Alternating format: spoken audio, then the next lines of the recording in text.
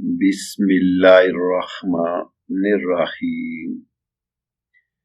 ابتدا ہے رب ذوالجلال کے برکت نام سے۔ آج کی ہماری تحریر ویڈیو ہے حضرت یوسف کو بادشاہی کا خواب دکھایا، باپ کو بھی پتہ چل گیا ایک موجودہ نبی ہے، دوسرا مستقبل کا نبی ہے، مگر دونوں کو ہوا نہیں لگنے دی کہ یہ کیسے ہوگا۔ خواب خوشی کا تھا مگر چکر غم کا چلا دیا۔ یوسف 2 کلومیٹر دور کنویں میں پڑا ہے، خوشبو نہیں آنے دی۔ اگر خوشبو آ گئی تو باپ سے رہ نہیں سکے گا، جا کر نکلوا لے گا، جبکہ بادشاہی کے لیے سفر اسی کنویں سے لکھا گیا تھا۔ سمجھا دوں گا تو بھی اخلاقی طور پر بہت برا لگتا ہے کہ ایک باپ اپنے بیٹے کو بادشاہ بنانے کے لیے اسے کنویں میں ڈال کر درخت کے پیچھے سے جھانک جھانک کے دیکھ رہا ہے کہ قافلے والوں نے اٹھایا ہے یا نہیں، لہذا سارا انتظام اپنے ہاتھ میں رکھا ہے۔ اگر یوسف کے بھائیوں کو پتا ہوتا کہ اس کنویں میں گرنا بادشاہ بننا ہے اور وہ یوسف کی مخالفت کر کے اصل میں اسے بادشاہ بنانے میں اللہ کی طرف سے استعمال ہو رہے ہیں، تو وہ ایک دوسرے کی منتیں کرتے کہ مجھے دھکا دے دو۔ یوسف عزیز کے گھر گئے تو نعمتوں بڑے ماحول سے اٹھا کر جیل میں ڈال دیا گیا۔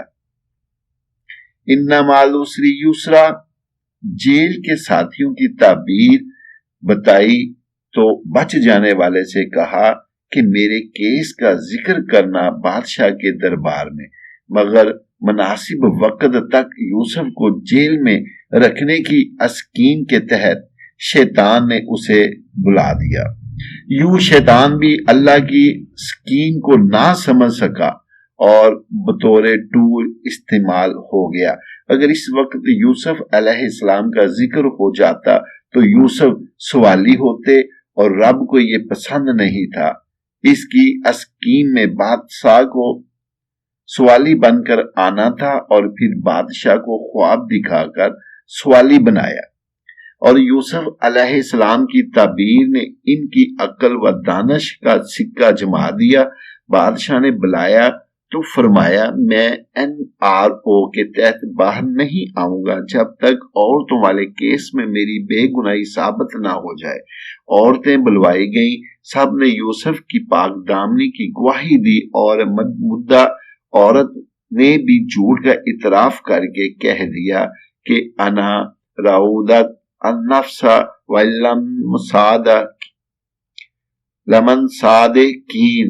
وہی قید کا خواب جو بادشاہ کو یوسف کے پاس لایا تھا، وہی قید ہانکا کر کے یوسف کے بھائیوں کو بھی ان کے دربار میں لے آیا اور دکھا دیا کہ وہ بے بس معصوم بچہ ہے جسے تمہارے حسد نے بادشاہ بنا دیا۔ فرمایا پہلے بھی تو میرا کرتا لے کر گئے تھے جس نے میرے باپ کی بینائی کھا لی، کیونکہ وہ اسی کرتے کو سونگ سونگ کر گریا کیا کرتے تھے۔ فرمایا اب یہ کرتا لے جاؤ، یہ وہ کھوئی ہوئی بینائی واپس لے آئے گا۔ اب یوسف نہیں، یوسف کا کرتا مصر سے چلا ہے تو کنعان کے صحرا مہک اٹھے، یعقوب چیخ پڑے ہیں۔ تم مجھے سٹھایا ہوا نہ کہو تو ایک بات کہوں، مجھے یوسف کی خوشبو آ رہی ہے۔ سبحان اللہ، جب رب نہیں چاہتا تھا تو 2 کلومیٹر کے دور کے کنویں سے خبر نہیں آنے دی، جب سوئچ آن کیا تو مصر سے کنعان تک خوشبو سفر کر گئی ہے۔ اللہ جو چاہتا ہے وہ کر کے ہی رہتا ہے، مگر لوگوں کی اکثریت یہ بات نہیں جانتی۔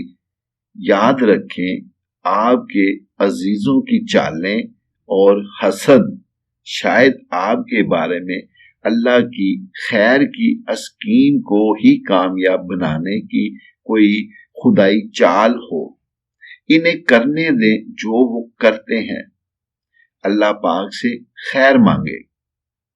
آخر میں دعا ہے اللہ تعالی ہمیں اچھی باتوں پر عمل کرنے کی توفیق عطا فرمائے، اور جو دوست ہمارے چینل کو سبسکرائب کر کے ہمارے چینل کے ساتھ جڑ گئے ہیں، اللہ تعالیٰ ان پر اپنی کروڑوں رحمتیں برکتیں نازل فرمائے۔ تو ویورز خوش رہو، خوشیاں بانٹو، دعاؤں میں یاد رکھیں۔ بہت شکریہ۔